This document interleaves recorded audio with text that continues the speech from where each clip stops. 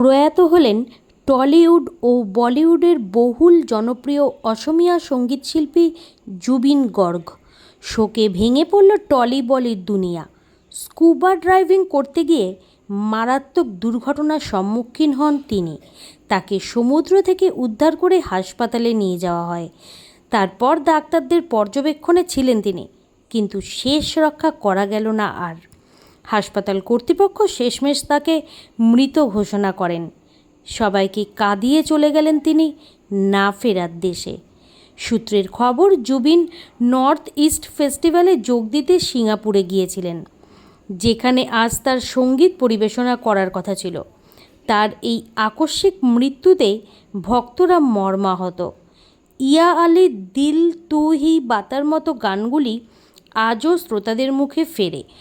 বোঝে না সে বোঝে না, পরাণ যায় জলিয়ারে, খোকা 420-এর মতন হিট বাংলা ছবির অনেক গান তার গাওয়া।